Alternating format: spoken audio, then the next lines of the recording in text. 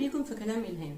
النهاردة هنتكلم عن إحساس الدونية، الشخص اللي دايما حاسس إن هو قليل، وإن هو مش زي كل الناس اللي حواليه، وإن هو تحت قوي وكل الناس فوق، ودايما منكمش في جزء لوحده كده من الحياة، جوه بالونة كده عاملها لنفسه، وشايف إنه ما ينفعش يختلط ببقية الناس لأن هو أقل منهم. طبعا إحساس مدمر جدا، بيخلي الشخص ده دايما عايش في تعاسة بقى، والحزن دايما حواليه. طيب إيه السبب في الإحساس ده وليه بيجيلنا؟ تعالوا نشوف الأسباب اللي بتخلي الإحساس ده جوانا عشان نعرفها ونتلافاها، ونبتدي نعيش بقى على إننا أشخاص عاديين، مفيش جوانا أي إحساس بإن إحنا أقل من أي حد. إحساس الدونية اللي جوانا ده بيكون نابع من عدة أسباب، وكلهم في النهاية مرتبطين ببعض. أول سبب دايرة الناس اللي حواليكم. دايما بتروحوا تدوروا على الناس اللي مش شبهكم، اللي مش زيكم، اللي عمركم ما هتحسوا بالراحة وانتوا في وسطهم. ناس ممكن يكونوا أعلى ثقافيا، أعلى شهادات، أعلى ماديا بكتير منكم، فبالتالي وجودكم في وسط الناس دي دايما محسسينكم ان انتوا قليلين. لا بتعرفوا تصرفوا زيهم مثلا، ولا بتعرفوا تتناقشوا في المواضيع مثلا اللي هما بيتناقشوا فيها لو كانوا أعلى علميا.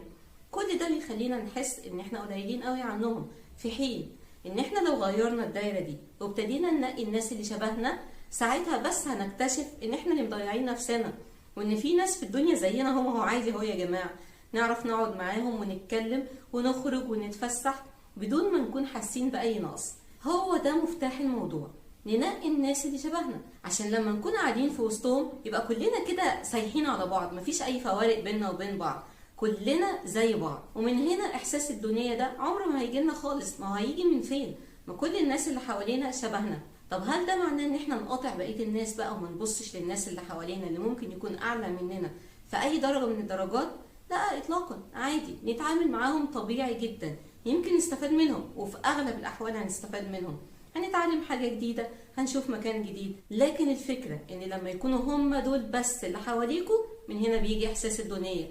لكن لو احنا منفتحين على كل الثقافات وكل انواع الناس، مفيش مانع، ساعتها بنحس ان في ناس زينا في الحياة، عايشين زينا وبيتصرفوا زينا وكمان بيفكروا بنفس طريقتنا.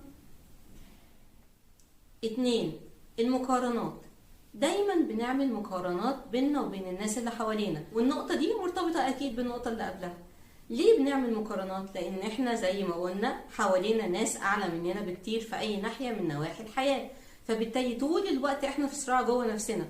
طب ده احسن مني في كذا، ده عنده شهادة اعلى مني في كذا، ده في شغله درجته اعلى مني بكتير.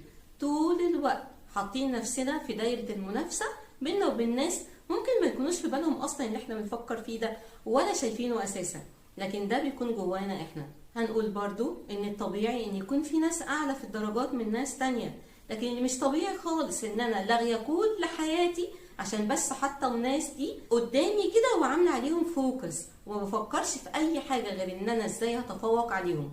طيب ليه ما نعيش طبيعيين ونبص للناس المتفوقين دول على انهم اشخاص ممكن نتعلم منهم، مش على انهم اشخاص اعداء لينا واحنا في منافسه معاهم ولازم باي شكل من الاشكال نتفوق عليهم، في حين ان احنا ممكن يكون امكانياتنا مش زيهم وما نعرفش نحقق اللي هم وصلوا له. فبالتالي احساس عدم الرضا والسخط دايما هيكون موجود جوانا. يبقى نهدى كده شويه ونركز في حالنا احنا ونطور من نفسنا، وما ندخلش ابدا في منافسات نتيجتها معروفه ونتيجتها محسومه من قبل ما تبتدي، لان الناس دي في الغالب بيكونوا اعلى مننا في حاجات كتير. 3. مشاعرنا احنا الداخليه بقى، وبرده دي مرتبطه بالنقطتين اللي قبل كده.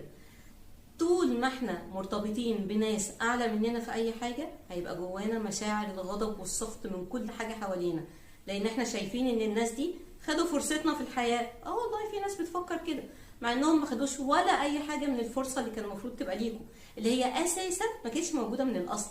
انتوا اساسا مش زيهم، هم حاجة وانتوا حاجة تانية، هم في مستوى وانتوا في مستوى تاني.